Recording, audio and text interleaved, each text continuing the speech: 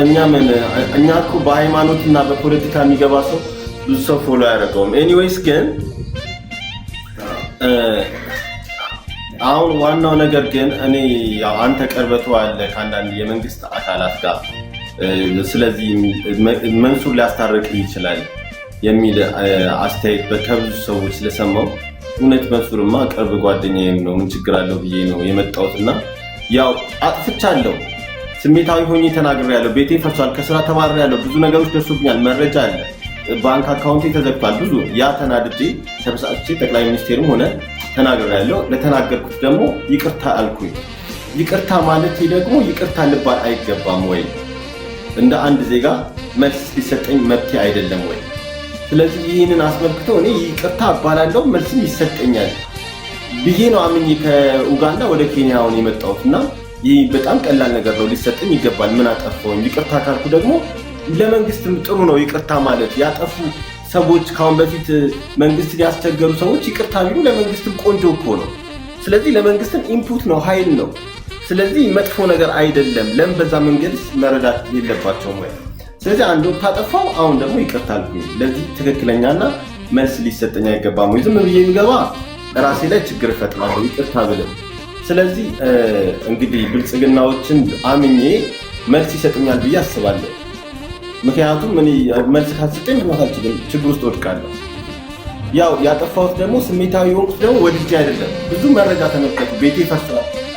የእውነት ነው ቤቴ ፈርሷል የእርሻ መሬት ተወስዶብኛል ከስራ ተባረሬያለሁ ብዙ ጊዜ ታስሬያለሁ በተለያዩ ምክንያቶች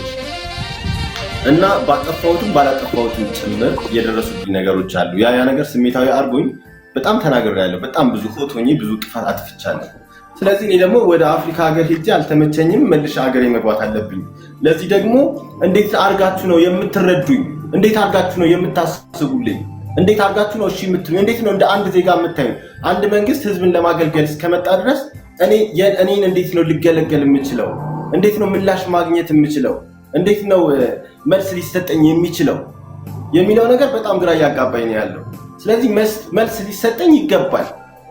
በቃ ይቻላል አይቻልም የሚሆን እንደ አንድ ዜጋ ተቆጥሬ ምንም ማንም ሆኜ ሳይሆን እንደ ዜጋ ተቆጥሬ መልስ ሊሰጠኝ ይገባልና ይቅርታ ካልኩ ደግሞ ከይቅርታ በላይ ምንም የለም ሰው ከባድ ነው ጦር ውስጥ ያሉ እንኳን ስንት የሚዋጉ ሰዎች እነ ጌታቸው ረዳ ይቅርታ ተደርጎላቸዋል እንኳን እኛ አይደለም ስንቶቹ ይቅርታ ይደረግላቸዋልና ስለዚህ በዚህ ደረጃ ታይቶ መልስ ቢሰጠኝ ከትህትናም ጭምር ጠይቄያለሁ ብዙ ይቅርታ ሰርቻለሁ ድንጋይ ተሸከማሉ ድንጋይ ሲጠፋ ሲሊንደር ያው ሲሊንደር ከድንጋይ በላይ ብረት ነው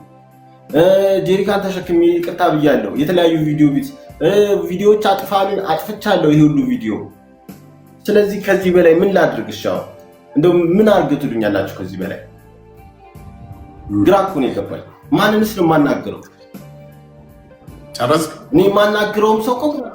ለከሌን ይሉኛል መልስ የለም አሁን ደግሞ ጭራሽ ከኡጋንዳ ተነስቼ ኬንያ መግባቴ ወይ ደግሞ ወደዚህ ስንት ጊዜ እመላለሳለሁ እና እባካችሁ መልስ የሚሰጠኝ አካል መልስ ቢሰጠኝ እላለሁ